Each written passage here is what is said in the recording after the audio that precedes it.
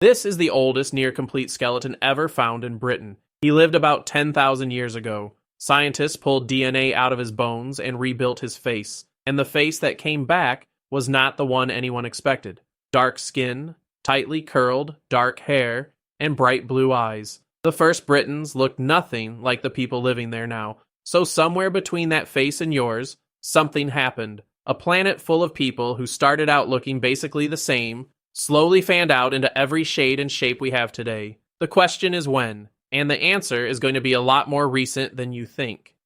So rewind, not a few hundred years, 250,000. That is roughly when people like us first show up in Africa, and every single one of them had dark skin. This is not a coincidence. Africa sits under intense sunlight. Dark skin is heavy protection against it. It shields the body, and it guards a vitamin called folate that strong sun would otherwise break down. Under that much sun, dark skin is simply the build that works. Then, somewhere around 60 to 70,000 years ago, a small group walked out of Africa. Not a huge crowd, a trickle, and everyone in that trickle was dark-skinned too. So here is your starting point. Trace any human alive today back far enough, and you arrive at the same face. Everything we now point to as a difference got added later.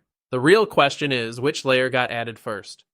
Start with skin because it is the layer everyone notices. The strange thing about pale skin is how new it is. It is not the original setting. It is an adjustment. Move north, away from the equator, and the sunlight thins out. That sounds harmless, but your body needs sunlight to make vitamin D. And up north, dark skin works too well. It blocks the little sun there is. So, in low sun regions, lighter skin becomes the build that works. It lets enough light through to keep that vitamin running. Now here's the part that should not make sense. Europeans and East Asians both ended up with pale skin, but they did not inherit it from the same source. They got there separately, different populations, different genes doing the same job. In Europe, a handful of big effect genes turn the dial down. In East Asia, a different set does the same thing. Pale skin was not passed down once. It was reinvented more than once by people who never met. And it is recent. In Europe, some of those pale skin genes only spread widely around 8,000 years ago, carried in by farmers. Skin color, it turns out,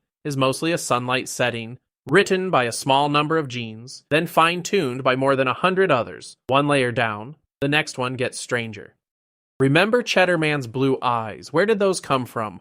Brown is the default. Almost everyone on Earth has brown eyes, and for most of human history, everyone did. Blue is what happens when something turns the brown almost all the way off, and researchers have traced that something down to a single switch. Sitting next to the gene that controls eye color is a stretch of DNA that acts like a dimmer. In most people, it leaves the brown alone, but one tiny change to it, a single letter of DNA, turns the dimmer down, and the brown drains out to blue. Now follow the trail. Scientists compared blue-eyed people from Denmark, Turkey, and Jordan. Different countries, far apart. You would expect them to carry different versions of that switch. They did not. They all carried the exact same stretch of DNA around it. The same one. Down to the same flaw. And the cleanest way to explain that is uncomfortable. One study argues that every blue-eyed person with ordinary inherited blue eyes traces back to a single ancestor, one person, somewhere around 6,000 to 10,000 years ago,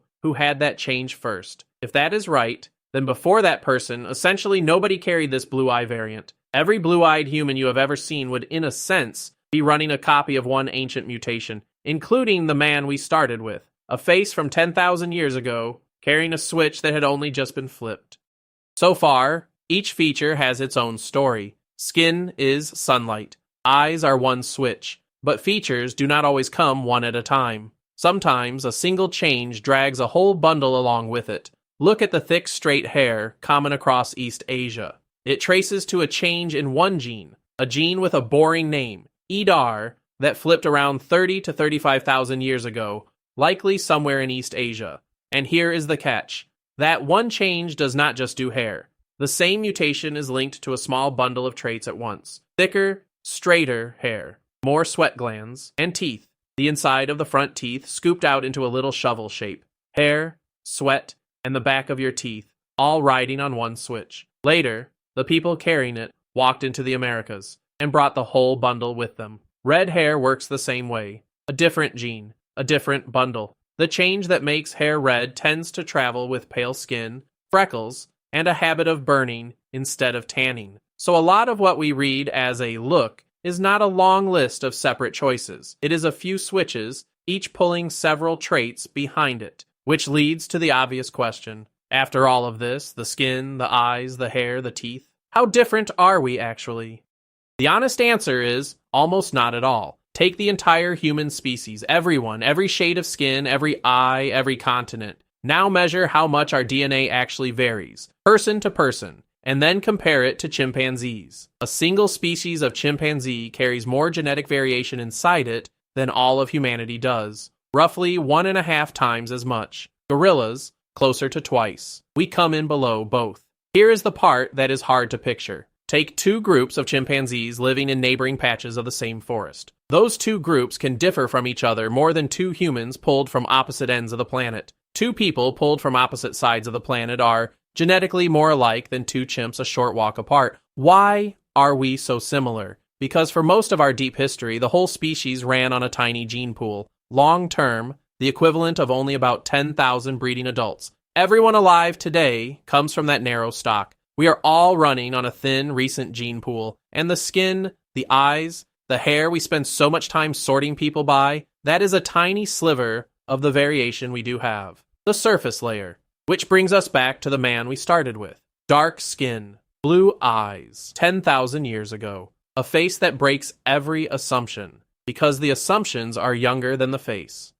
So the face in the mirror is mostly a settings file. Skin tuned to the local sun, eyes left over from one mutation that spread, hair and teeth riding a single switch, a few thousand years of weather and chance, painted onto a build that has barely changed. We started as one face in Africa. We fanned out into a whole spectrum in less time than it took to invent writing. And underneath the paint, we remain what we have always been. The least varied great ape on the planet. Still mostly that one original face.